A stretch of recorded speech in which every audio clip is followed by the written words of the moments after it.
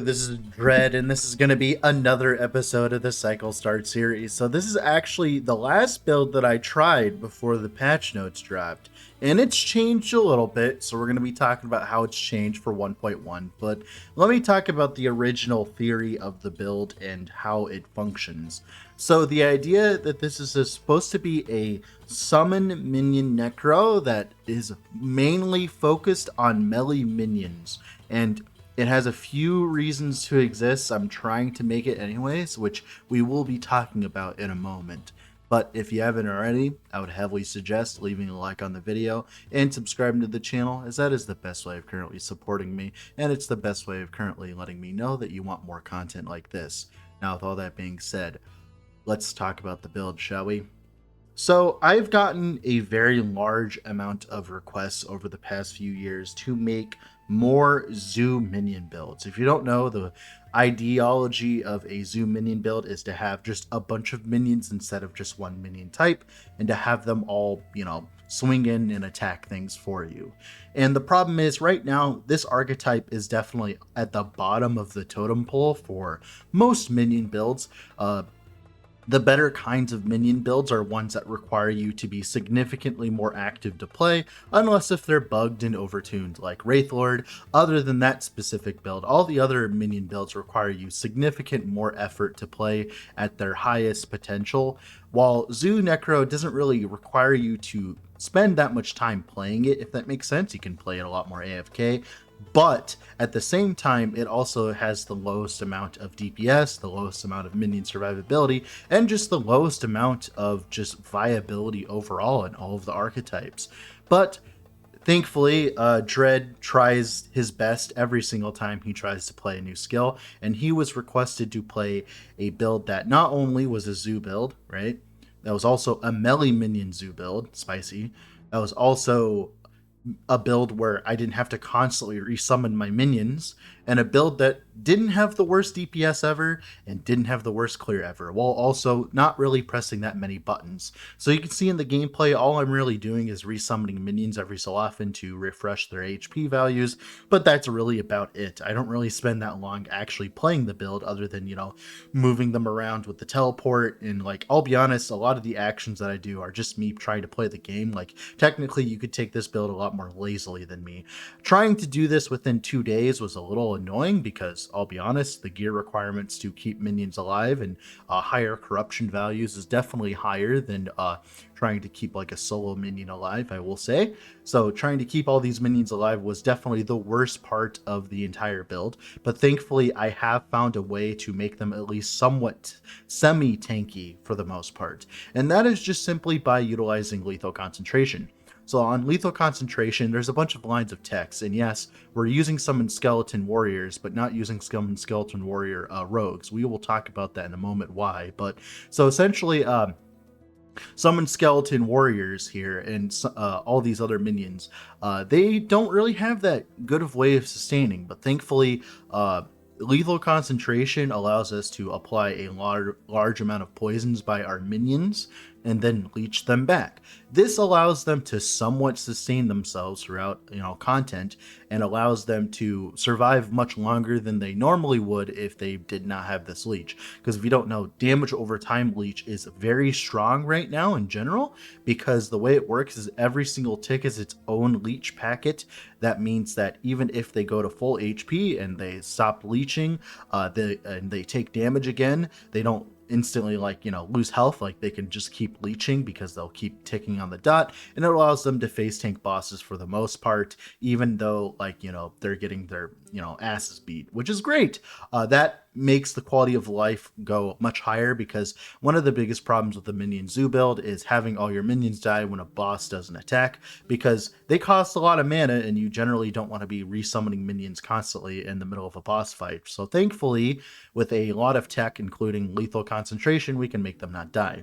Another tech that kind of pretty much just saved the build, I'm not gonna lie, it just saved the build, is the nodes inside Summon Wraith that make it so that you can only have 2 permanent Wraiths, but there's nodes after that Giga Juice the Wraith's AoE clear, it Giga Juices their HP and Giga Juices their damage, and they no longer decay. These things do a very large amount of damage in comparison to their skeleton brethren here. They are doing about as much damage as my entire cadre of minions, of skeleton minions. So double Wraith is very strong, it turns out. If you want some extra minions for your zoo build and you want them to do a lot of damage, I would try summon Wraiths. And so that's the second step that made this build a lot more viable. And the third step was utilizing bone armor inside of Summon Skeletal Warrior. The reason why I'm not utilizing the lethal concentration buff on this build, because I could slot in Harvest, right, and try to swing my, with Harvest and apply buffs to my Summon Skeleton Rogues. That's because Summon Skeleton Rogues are just too squishy. They're just not viable. Even with giving them all that extra damage, they're just going to fall over.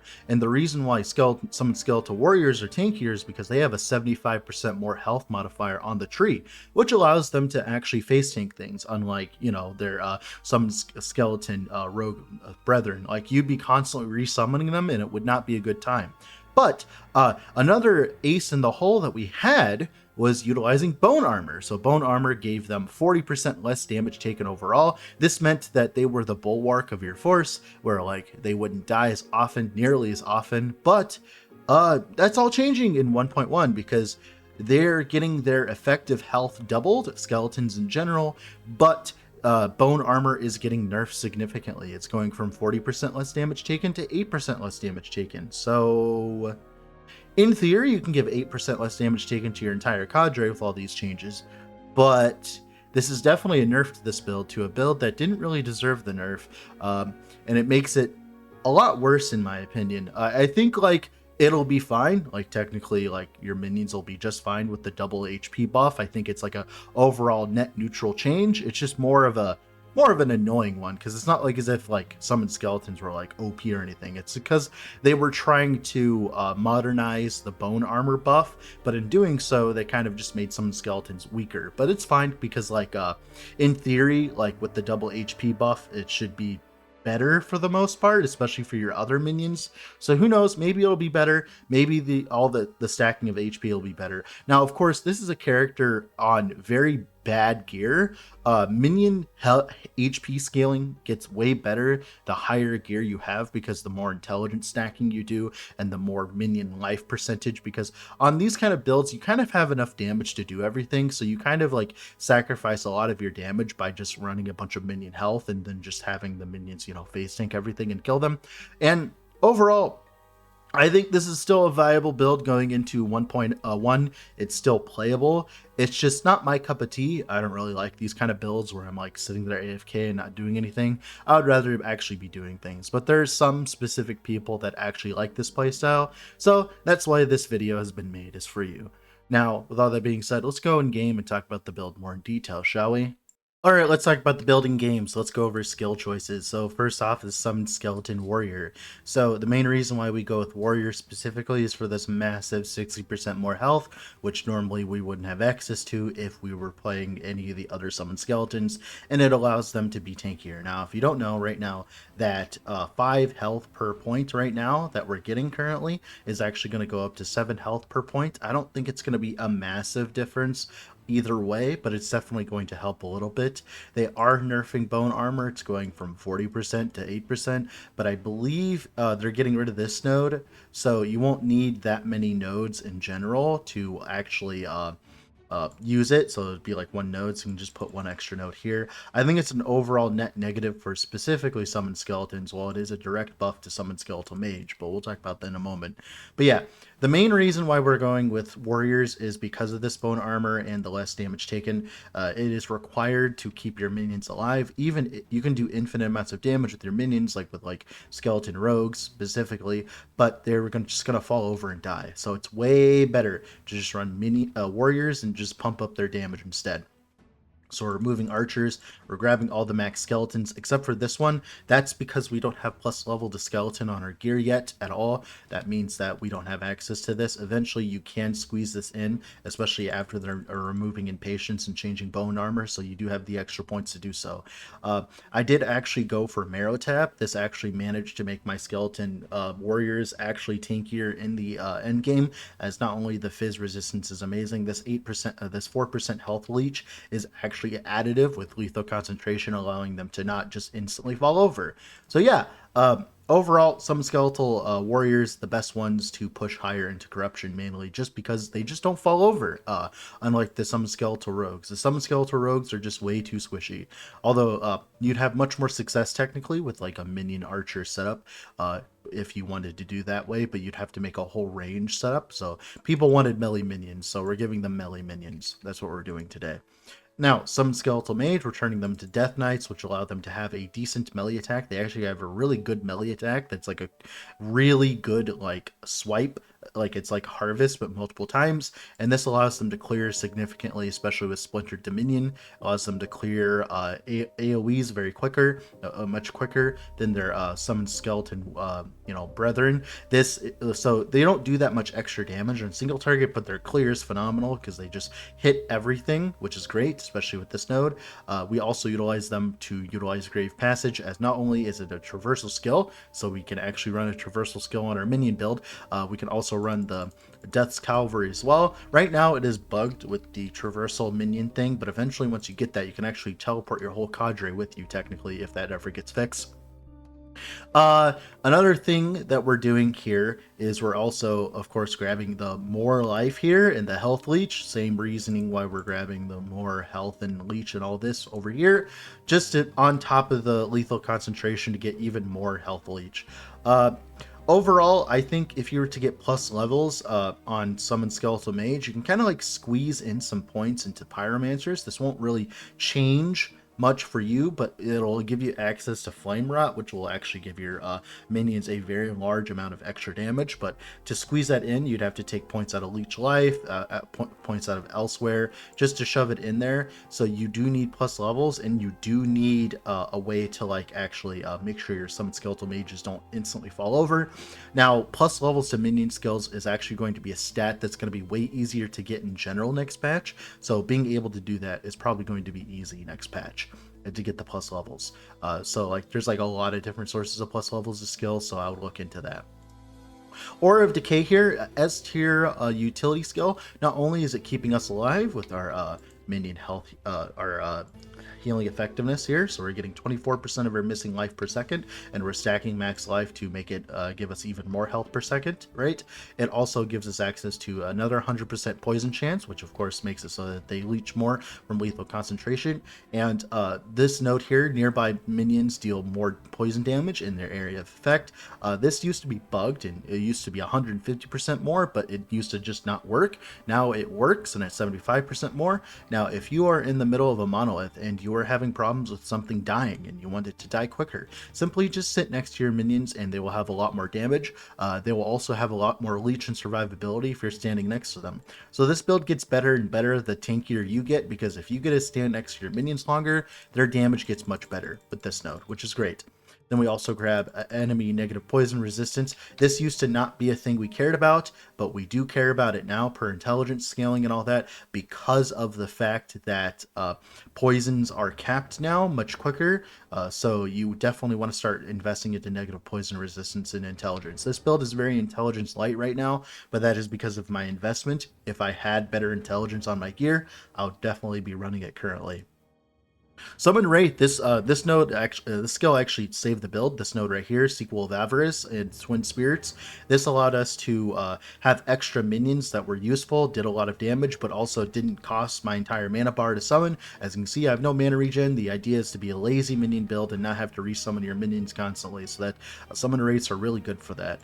More attack speed here, the poison chance and poison pen, very strong node. The health as well, they get a lot of health. Unironically, they're actually tankier than all the other minions combined a little bit, which is funny just because they have multiple multiplicative modifiers of health scaling, like here, here, and here. It's amazing how just like one extra health mod changes an entire skill and makes them a lot more viable in endgame. The Twin Spirits really did just fix this build and made it much better. Then for Dreadshade, stereotypical minion utility setup with the poison chance per added necrotic flat, so it's like 100% poison chance. It's also a bunch of attack and cast speed. It's also a bunch of dam chance, which is extra damage, of course, so you're not going to turn that down. then 60% more damage here. We're going for one shade, so we don't have to constantly spam it. And the reason why we go melee minions is to make sure that Dread Shade is always on all of our minions constantly with our cadre. Otherwise, with you either go all ranged or go all melee. You really don't want to mix the types because Dread Shade coverage is very bad, very inconsistent when you mix the types. Then, of course, armor per vitality is actually giving you a very large amount of armor right now. Even with only 13 vitality, this gets the better as you get more vitality. And of course, we're grabbing the node that makes it so we're affected by the aura, so we actually get the armor for per vitality. And that's pretty much it. Like I said, my gear is absolutely awful. It's garbage for the most part, so that's like why like this build is struggling, is because it's on a cycle start budget. I didn't use my favor at all. I didn't use my favor at all, so my gear is very bad. Let's talk about blessings. So health here or void res, either way. Health regen here, of course, or lightning res. Here, minion all res is probably preferable because keeping your minions alive is pertinent as this kind of build. Armor flat here, and then eventually armor percent here. I didn't have time to grind blessings. I was just beelining to 300 corruption because the patch notes were coming out and I just wanted to get it done. Now, let's talk about gearing.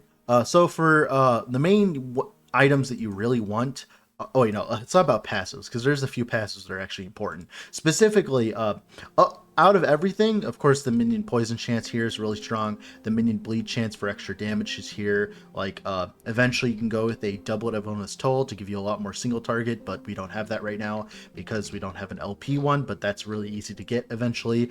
One of the nodes that I found was the best node. Eventually you want to grab this node, by the way. It's just I didn't have the passives to grab it yet, but essentially one of the nodes that we really cared about is this one. This increased minion health leech. This is at 100%, so it's doubling our minion health leech. So the minion health leech from lethal concentration, and then we have leech rate from ribbons of blood. We also have minion health leech from here and also here. This is all doubled thanks to this one specific node giving our minions increased health leech. This made our minions significantly tankier, being able to leech significantly more from their damage. So this is very, very pertinent to the build's buildability. One change I would make probably is taking the nodes out of Veins of Malice. It was kind of mediocre, to be honest, and then putting it all into Dominion of Rot eventually. I think that would be the preferable way. I think that's like one small little mini mistake I made with the build. But yeah, overall, I've been enjoying the build. It's just difficult to keep the minions alive. So thankfully we found a way to do so, and that's by stacking absurd amounts of minion health on top of minion health regen and leech. So we have minion health regen, minion health, and then other stats on the helmet. Pretty bad overall. Like, you'd rather have intelligence here, but it's fine. Amulet here, healing effect, minion damage, HP, not on a good base for our build. Eventually you can get minion damage over time, or reduced damage from crits, or mana and mana regen, stuff like that on our lethal concentration. We don't currently have that. Now you can go with skeletal rogues, but I do not advise that because they will instantly die the moment you put them into any content. The damage is pretty good in theory because they got buffed. Now they get 200% of your poison damage, but good luck keeping them alive. Then on our chest here, minion health, HP, instead here it's supposed to be intelligence, and it's supposed to be on a doublet of Ona's Toll. Don't really have that right now. Ribbons of blood here, of course, so our minions can't be crit. Also, that leech rate does keep our minions topped off quicker, of course.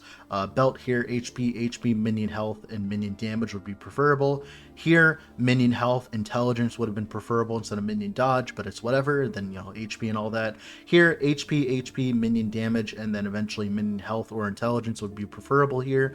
Here, intelligence, movement speed, HP. This you'd rather have it on the flat armor base as well. Then on the relic here, minion health, intelligence, fizz and like resistance and all that. You do want the homunculus blood base because that gives you plus 41% bleed on minion hit. This on top of a doublet of Ona's Toll, and the bleed on the tree as well would be a very large amount of extra damage. But I don't have a doublet of Ona's Toll right now, so with like multiple LP, which I would run if I could. Then for idols, I went for as much HP and resistances as possible, healing effect as well. I actually have significantly less healing effect than I should at this point. I should have like 300 to 400%, but of course my gear is awful. That's why this build struggled so much, is because my gear was so awful. Like for instance, I would have significantly more damage if I had minion damage over time. Right now, it would be like an extra like 300% increased damage or something stupid like that on the lethal concentration. This is not a very sought out item, and it's a very low LP rate in COF, so it'd be easy to get one eventually. People don't usually use spears much, so it'd be easier to get one. Now, with all that being said, this has been Dread. I had fun with this build. Now, I wouldn't suggest it for everyone, but the person who wants to actually play this, this is perfect for you. Now, bye.